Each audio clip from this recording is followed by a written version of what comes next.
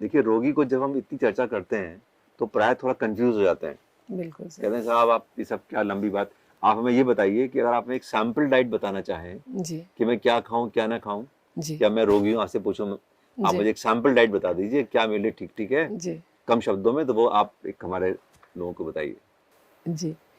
अ, इस पूरी चर्चा के दौरान जो बातें हुई हैं उसको मैं अगर जिस्ट में कहना चाहूँ, तो पहली बात तो मैं ये कहना चाहती हूँ कि जो चीज़ें अमूमन लोगों के लिए स्वास्थ्यकर हैं, वो किडनी के मरीज़ के लिए उसको पूछ कर खानी पड़ेंगी। जैसे पत्तेदार सब्जियां हैं, हर्बल ड्रिंक्स हैं, ग्रीन टी है, फ्रूट जूसेस हैं, नारियल पानी है, लोना सॉल्ट है।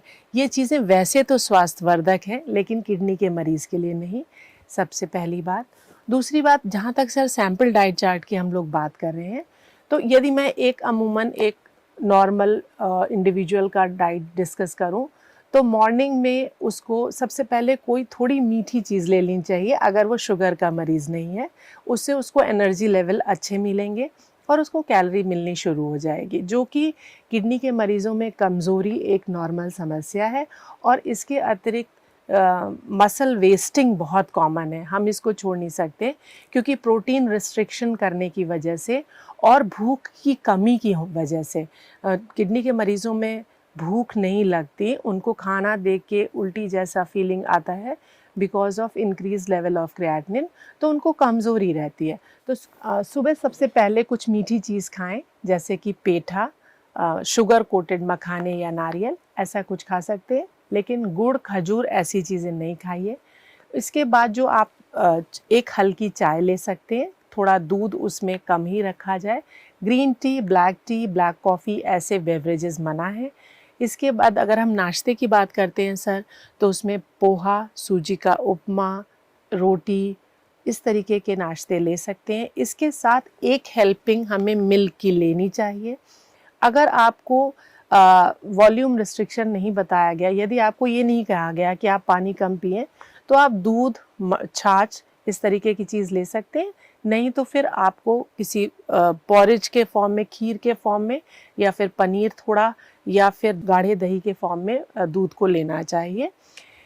अगर आपके पोटेशियम लेवल्स नॉर्मल रेंज में हैं, तो आप 11 साढ़े 11 बजे के आसपास एक फल खा सकते हैं, जो हम लोग डिस्कस कर चुके हैं। जहाँ तक भोजन का सवाल है, दोपहर के भोजन में 2 से 3 रोटी खाई जा सकती है।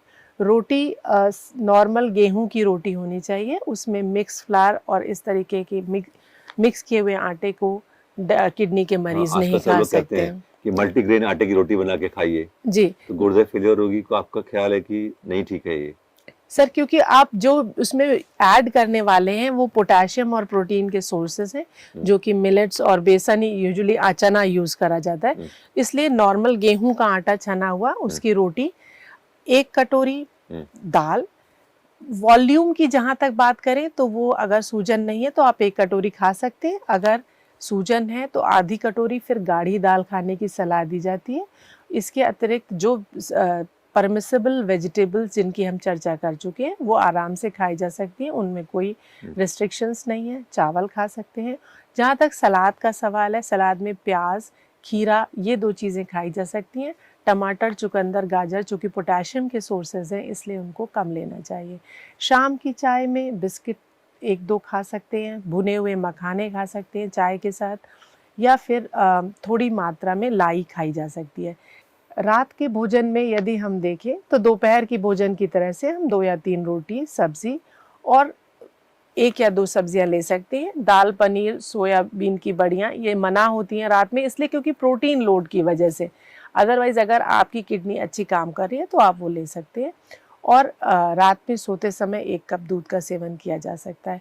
तो कुल मिलाकर अगर हम देखें तो पूरे दिन में हम 5 से 6 सर्विंग्स सीरियल्स की ले सकते हैं, 1 से 2 सर्विंग्स प्रोटीन की ले सकते हैं, कुछ 400 ग्राम के आसपास सब्जियां ले सकते हैं जो किडनी के रोगियों को कही जाती हैं लेने को, और 1 फल खा सकते हैं।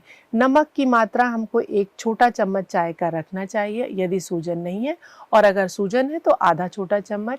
तेल का हम प्रयोग कर सकते हैं 4 से 5 चम्मच। यूजुअली कहा जाता है कि अधिक तेल शरीर के लिए नुकसानदायक है, लेकिन किडनी के रोगियों में चूंकि वो कैलोरी कम ले पाते हैं, इसलिए फैट एक अच्छा सोर्स होता है कैलोरी देने का।